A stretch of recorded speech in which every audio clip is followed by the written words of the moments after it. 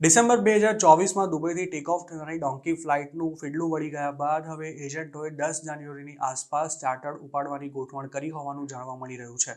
આમ ગુજરાતને મળેલી એક્સક્લુઝિવ માહિતી અનુસાર ડિસેમ્બરના પ્લાન પર પાણી ફરી વળતા હવે એજન્ટો વધુ સાવચેત બનીને આગામી ચાર્ટરનું સેટિંગ કરી રહ્યા છે, જેમાં 150 જેટલા પેસેન્જર્સને મેક્સિકોની આસપાસના દેશમાં પહોંચાડવાની ગોઠવણ કરવામાં આવી રહી છે.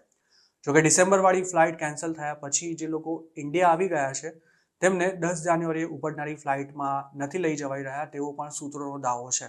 આ ઉપરાંત હાલ દુબઈના વિઝા મળવામાં પણ વધારે સમય લાગી રહ્યો હોવાથી જે પેસેન્જર્સ અત્યારે દુબઈમાં જ બેઠા છે તેમને જ આ ફ્લાઇટમાં લઈ જવામાં આવશે તેવું જાણવા મળી રહ્યું છે. સૂત્રોનું માનીએ તો જે પેસેન્જર્સને આ ફ્લાઇટમાં લઈ જવાના છે તેમને શારજાહના અલનાદામાં આવેલા ફ્લેટ્સમાં રાખવામાં આવ્યા છે અને તેમને ફ્લાઇટ ક્યાં લેન્ડ થશે તેનું કોઈ ચોક્કસ લોકેશન આપવામાં નથી આવ્યું. આ તમામ પેસેન્જર્સ પર હાલ રાહુલ નામનો એક વ્યક્તિ દેખરેખ રાખી રહ્યો છે અને તેની સાથે સિપ્પી નામનો એક પંજાબી પણ કામ કરી રહ્યો છે.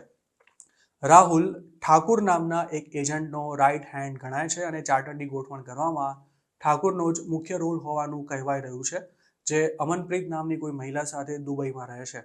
ઠાકુર સિવાય આકાશ મહેતા તેમજ અમદાવાદમાં રહેતા અને સોનાની દુકાનના નામે જાણીતા હસમુખ બિલાડી નામના એજન્ટના પેસેન્જર્સ પણ આ ફ્લાઇટમાં જવાના હોવાનું જાણવા મળી રહ્યું છે. આ કહેવાતી ડોન્કી ફ્લાઇટમાં જનારા 150માંથી 100થી વધુ પેસેન્જર્સ ગુજરાતી હોવાનું કહેવાય રહ્યું છે, જેમાં મોટાભાગના કપલ્સ અને ફેમિલીવાળા છે, જ્યારે સિંગલ લોકોની સંખ્યા માંડ 10 જેટલી છે. જે ગુજરાતીઓને ડોન્કી ફ્લાઇટમાં લઈ જવાના છે તેમની પાસેથી એક પેસેન્જર દીઠ 75 લાખ રૂપિયાનો ભાવ નક્કી કરવામાં આવ્યો છે, જ્યારે પંજાબીઓ 45 લાખ રૂપિયામાં મેક્સિકો સુધી જઈ રહ્યા છે.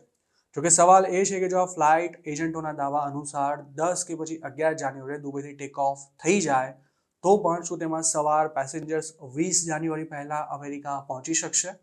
હાલ એજન્ટોએ આ તમામ પેસેન્જર્સને એવો વાયદો આપ્યો છે કે તેમને એવા લોકેશન પર ઉતારવામાં આવશે કે જ્યાંથી માત્ર 2 જ દિવસમાં તમામને બોર્ડર ક્રોસ કરાવી દેવાશે, પરંતુ આ લોકેશન કયું હશે તેની કોઈ પણ માહિતી હાલ એજન્ટો જાહેર નથી કરી રહ્યા. ઉલ્લેખનીય છે કે આ પહેલા જે ચાર્ટર ઉપડવાની વાત સામે આવી હતી તે નિકારાગુઆ લેન્ડ થશે તેવું એજન્ટોએ પેસેન્જર્સને જણાવ્યું હતું અને તમામ લોકોને કેલિફોર્નિયાવાળી બોર્ડરથી પકડાયા વિના જ અમેરિકામાં ઘુસાડી દેવાશે તેવો વાયદો પણ કરાયો હતો.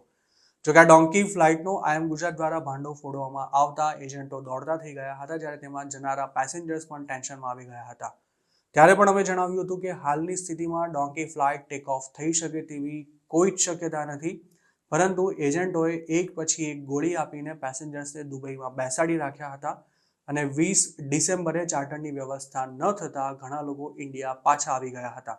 સૂત્રોનું માનીએ તો એજન્ટો એક રશિયન માફિયા સાથેના સેટિંગથી ચાર્ટરની ગોઠવણ કરી રહ્યા છે, પરંતુ જે રીતે ડિસેમ્બરનો પ્લાન ફ્લોપ થયો હતો તે જ રીતે જાન્યુઆરીમાં જે ચાર્ટર ઉડાડવાની વાત આવી છે તેનું પણ સુસુડ્યું થવાના પૂરા ચાન્સ છે.